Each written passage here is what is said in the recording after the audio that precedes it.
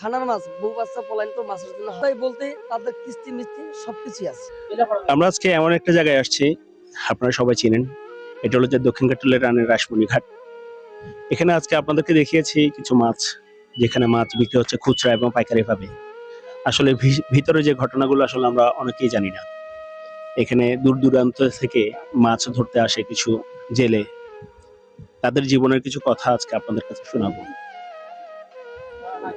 কেমন আছেন আপনারা? এই তো আলহামদুলিল্লাহ ভালো আছি। আপনারা কেমন আছেন? আলহামদুলিল্লাহ ভালো আছে। আপনার নামটা? আমার নাম মোহাম্মদ সুফিয়ান। আপনার দেশের বাড়ি কোথায়? আমার দেশের বাড়ি হচ্ছে নোয়াখালী লক্ষ্মীপুর। নোয়াখালী থেকে এখানে আসছে। আপনারা কি এখানে থাকেন নাকি নোয়াখালীতে? আমরা ওইখানেও থাকি এখানে থাকি, বাট আপনার 24 ঘন্টা যাতায়াতের ভিতরে আছি, মানে রাত্রে আসি আবার দিনে এখান থেকে চলে যাই। এখানে আপনারা মহাজনের আন্ডারে কাজ করছেন, মহাজনের আন্ডারে কাজ করে মাছ ধরছেন।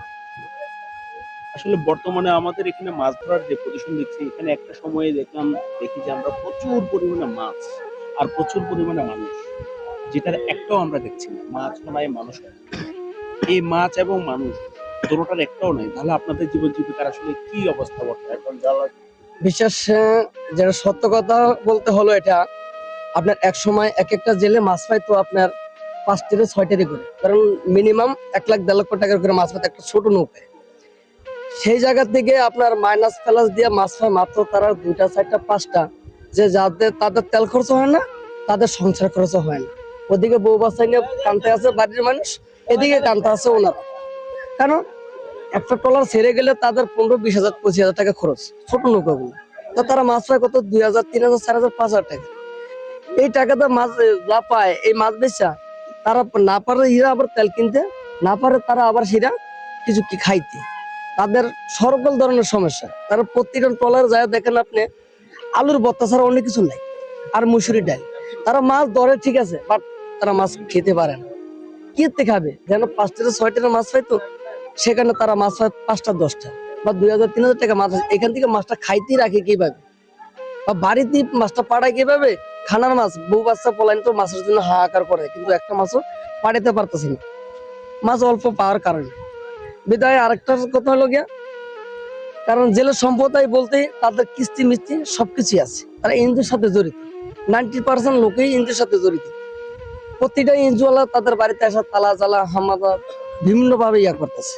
কারণ কিস্তি এনজিও তো টাকা উঠেছে, তারা ব্যবসা করবো, ব্যবসা করে 10 টাকা লাভবান হয়ে আবার এনজিওর টাকা দিব, কিন্তু এনজিওর টাকাটাও দিতে পারতেছে না। কারণ ওই যেদিকে মাছ পাইতেছে না, ওদিকে বউ বাচ্চা খুব সমমগ্রিতে পড়ে গেছে, এদিকে তারাও বিপজ্জনক আছে, নদীতে মাছ নেই, এই আর কি।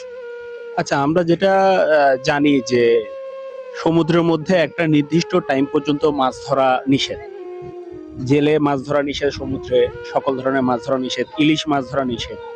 এটা তো মূলত আপনাদের উপকারের জন্য, যে বড় মাছ পাবেন, পোনা মাছ না ধরে ইলিশ মাছ, ডিম দেওয়ার মাছগুলো যখন ডিম দিবে অনেক পরিমাণ মাছ হবে। তাহলে এই একটা গ্যাপের পরে আপনারা মাছ না পাওয়ার পিছনে কারণটা কি মনে করেন? এটার কারণ হলো, আমি বাংলাদেশ হাই কমান্ডার যারা আছে, মৎস্যজীবী মৎস্য কর্মকর্তা যারা ইলিশ মাছের ডিম নিয়ে রিসার্চ করেন, আমি তাদের কাছে বিশেষভাবে অনুরোধ করে বলতেছি যে আপনারা যারা রিসার্চ করেন তারা একটু ভালো মতন বিবেচনা করে রিসার্চ করবেন। কারণ যে সময় নদীতে মাছ পাইবো, জেলেরা 10 টাকা রুজি রোজগার করবো, ব্যবসায়ীরা 10 টাকা রুজি করবো, ওই সময় তারা একটা অভিযান দিয়ে দেয়। ঠিক আছে, আসলে ওই সময় করলে মাছের ডিম ফোটে না, ওই সময় মাছের ডিম ফোটে না, ডিম ছাড়ও না। ঠিক আছে, বাট আরো 1 মাস বা 15 দিন 20 দিন পরে ডিম ছাড়ে। কিন্তু এর আগে তারা অভিযানটা দিতে, তখন কথা আছে না, বাচ্চা হলো গিয়া 8 মাসের, কিন্তু তারা 7 মাসের থাকতে অভিযানটা দেয়। কিন্তু 10 মাস 10 দিন পূর্ণ হলে গেলেন যে কোনো একটা বাচ্চা গর্ভধারণ থেকে হস্তান থেকে বেরিয়ে আসে মায়ের গর্ভ থেকে, কিন্তু তারা 7 মাসের কালায় দিয়ে দেয়। তাহলে এখানে গ্যাপ থাকে কয় মাস? আর 3 মাস। আর 3 মাস আগে যদি অভিযানটা না দেয়, সর্বোচ্চ 1 মাস বা 15 দিন আগে যদি অভিযানটা দেয়, তাহলে আমার মনে হয় সবচেয়ে ভালো হয়, বা জেলেদের জন্য ভালো হয়, তারা 10 টাকা রুজি রোজগার করতে পারছে, এই আর কি। এখন আপনাদের দৈনিক এই মাছের ভরা মৌসুমে কেমন ইনকাম হচ্ছে আর কিভাবে আপনাদের জীবনযাত্রা চলছে? ভালো চলছে নাকি আগে ভালো ছিলেন নাকি বর্তমানে? না, আগে অনেক ভালো ছিলাম, কিন্তু এই প্রজন্মে এসা বা 2026 সাল 2026 সাল মানে লেগে আমাদের একটা কালবৈশাখীর ঝড়, যে নদীতে মাছ নাই, খুব একটা হিমশিম অবস্থায় মানে জেলের সম্প্রদায়ের সবাই আর কি আমরা খুব বিপজ্জনকে আছি। শুধু জেলের সম্প্রদায় না, জেলের সম্প্রদায়ের সাথে সকলেই কিন্তু জড়িত। একজন দোকানদার, একজন ব্যবসায়ী, সবাই খুব একটা হিমশিমে আছে। এক একটা ব্যবসায়ী অনেক টাকা লোকসান দিয়ে আছে, কিন্তু এক একটা জেলেও লক্ষ লক্ষ টাকা ইনভেস্ট করে বসে কিন্তু 10 টাকা লাভবান হইতে আছে, মানে অনেক কষ্টে আছে। মানে এক একটা জেলের নর্মাল 15-20 লক্ষ টাকা দেন হয়ে গেছে।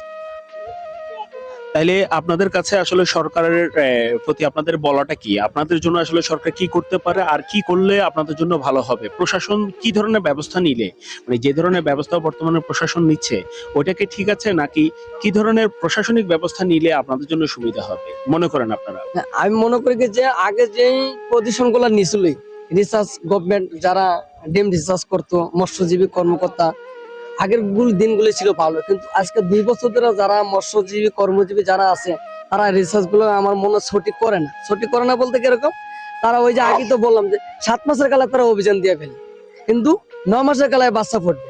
কিন্তু তারা যদি 9 মাস আগে তো যদি 8 মাসের কালায় অভিযানটা দেয়, 1 মাস একটা গ্যাপ থাকে, ঠিক আছে, তাহলে 22 দিন করে অভিযানটা দেয়।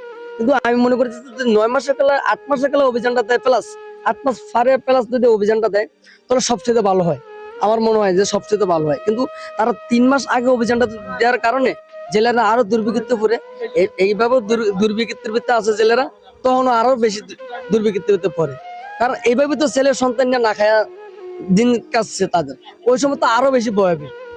এই আর কি আমি বলি যে তারা সঠিক সঠিক যে সময়টা আছে ওই সময়টা তারা অভিযানটা দেখ, ঠিক আছে। আমরা তো পালন করি, কারণ আমরা জেলের সম্মত যারা আছি তারা আমরা সবাই পালন করি অভিযান। অভিযান যদি পালন না করতাম, কথা শুনে কিন্তু বাধা দিয়ে রাখতে পারতো না, জেলেদের পারতো না। তাই এখানে আমি বলছি যে তারা সঠিক একটা ভাবে অভিযানটা দেখ, আমরা তাদেরকে আইন শ্রদ্ধা করি, আইন মানি, আইন আমরা কখনো ভঙ্গ করিনি আর করবো না। তারা সঠিক সময় অভিযানটা দেখ, এই আর কি। আশা করি প্রশাসন এবং আমাদের সাধারণ মানুষজন যারা দেখছেন আজকের এই ভিডিওটি, আপনারা বুঝতে পারছেন আসলে এখানে আমাদের জেলে সম্প্রদায়ের জীবনযাত্রা কি ধরনের অবস্থায় আছে। তারা জীবন পরিবর্তনের জন্য আসলে চেয়েছে, আসলে জীবন পরিবর্তন করতে গিয়ে তাদের ভালো সময়টা না আসতে গিয়ে খারাপ সময়টা চলে আসছে। প্রশাসন হয়তো বা নতুন করে চিন্তা করবে বাংলাদেশকে নিয়ে, জেলে সম্প্রদায়কে নিয়ে, এবং বর্তমান জেলে সম্প্রদায়কে বেঁচে রাখার জন্য যা করতে হয় প্রশাসন সে ধরনের ব্যবস্থা করবেন আশা করি।